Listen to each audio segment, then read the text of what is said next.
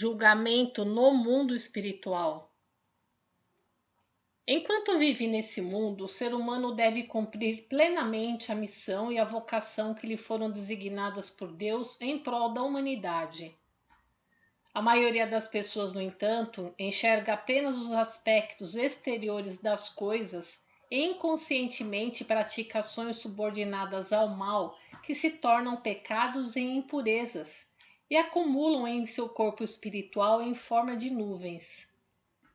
Assim, ao se tornarem habitantes do mundo espiritual após a morte, a eliminação dessas impurezas e pecados é realizada com todo rigor.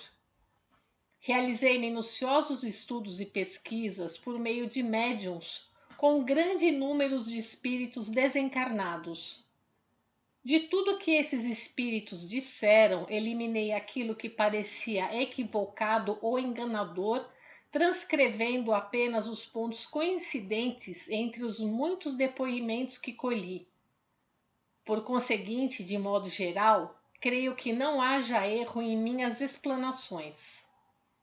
Ao entrar no mundo espiritual, a maioria dos espíritos é conduzida a um local que no shintoísmo é denominado Chu-Yukai, ou encruzilhada de 8 direções.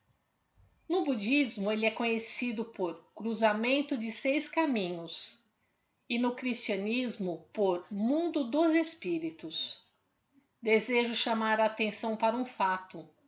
O mundo espiritual do Oriente, de modo geral, é verticalizado, sendo que o do Japão é o mais verticalizado de todos e o do Ocidente é horizontalizado.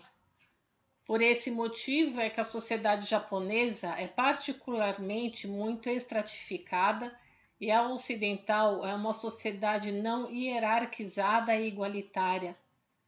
O objeto de minhas pesquisas foi o mundo espiritual do Japão, portanto gostaria que lessem cientes disso.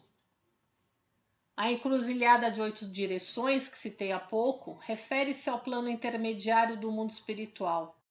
Originariamente, o plano espiritual é constituído de 9 subplanos: 3 do paraíso, 3 do plano intermediário e 3 do inferno. Após a morte, o espírito das pessoas comuns vai para o plano intermediário. O espírito de quem foi benevolente sobe imediatamente ao paraíso e o do perverso cai incontinente no inferno. Podemos ter mais ou menos uma ideia disso observando a forma como ocorre a morte. Aquele cujo espírito vai para o paraíso ou para o Gokuraku sabe a data aproximada em que vai morrer e nessa ocasião não sente nenhum sofrimento. Chama os parentes próximos e com a maior naturalidade expressa suas últimas palavras a cada um e morre em paz. Ao contrário, aquele cujo espírito vai para o inferno, no momento da morte agoniza em intenso sofrimento. O que vai para o plano intermediário experimenta sofrimentos de uma morte comum. A maioria dos espíritos vai para este plano e podemos deduzir isso observando a face do cadáver. Aquele destinado ao paraíso não apresenta nenhuma expressão de sofrimento e fica corado como se estivesse vivo. Já o que vai para o inferno tem a face escurecida ou esverdeada como expressão de agonia. Finalmente, o que vai para o plano intermediário tem o rosto em geral amarelado, como é o caso da maioria dos cadáveres. Falarei primeiramente sobre os espíritos que se destinam ao plano intermediário. Para chegarem lá, eles têm de atravessar um rio. Antes da travessia, um encarregado examina-lhes a roupa. Se esta é branca, o espírito passa, mas se é de outra cor, ele é obrigado a trocá-la por uma branca. Há 2 versões. Segundo uns, o espírito atravessa por uma ponte. Segundo outros, não há ponte e ele atravessa pela água. Contudo, estes últimos afirmam ainda que o rio não tem água e que as ondulações que se tem impressão de ver nada mais são que os movimentos dos corpos de inúmeros dragões se movimentando. Quando o espírito acaba de atravessar o rio, a veste branca apresenta-se tingida. Por meio da cor evidencia-se a quantidade de pecados e impurezas. Os espíritos que possuem pecados e impurezas em maior número têm suas vestes tingidas de preto. À medida que essa quantidade vai diminuindo, a veste, seguindo a ordem, vai se tornando azul, vermelha, amarela, etc., sendo que a dos que têm menor quantidade permanece branca. Em seguida, de acordo com a versão budista, o espírito vai para o fórum de Enma, ou seja, para o tribunal onde será julgado. O julgamento, diferentemente do que ocorre neste mundo, caracteriza-se pela imparcialidade, não havendo o mínimo de favoritismo nem de equívocos. Na hora do julgamento, os espíritos veem de forma diferente a face do juiz Enma-Daio. Para os perversos, ele se apresenta com os olhos brilhando assustadoramente. A boca se abre até as orelhas e, quando fala, cospe fogo. Só de vê-lo, os espíritos ficam atemorizados.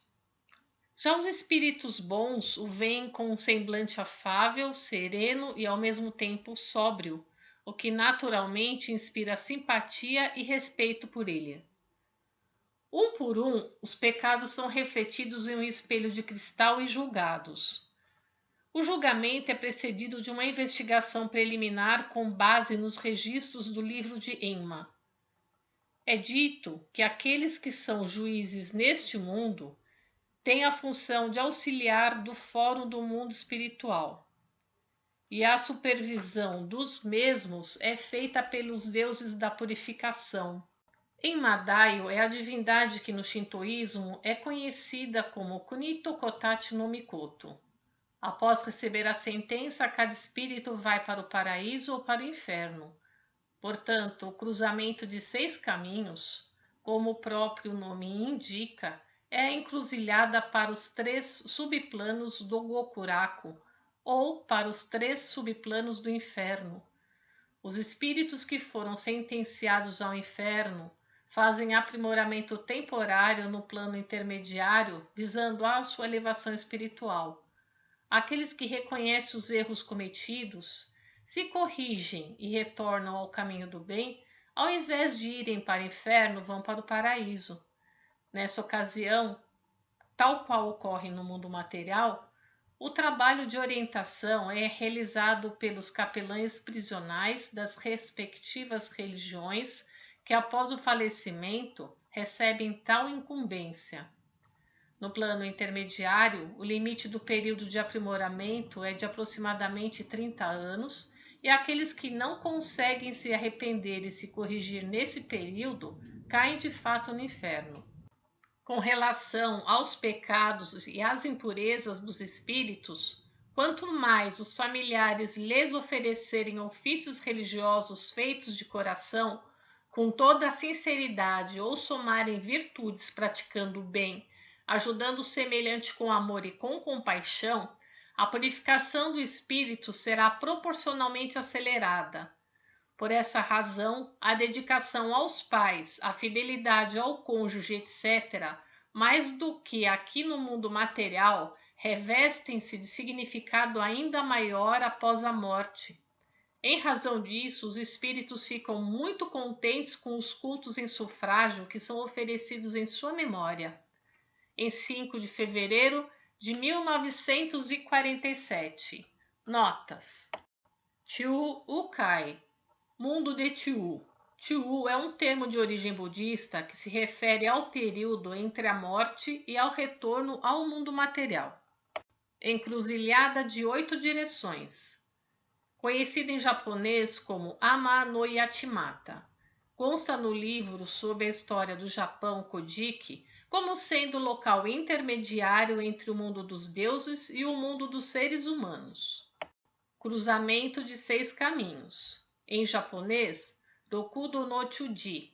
Segundo o budismo japonês, é um local que fica na fronteira do mundo material com o mundo espiritual.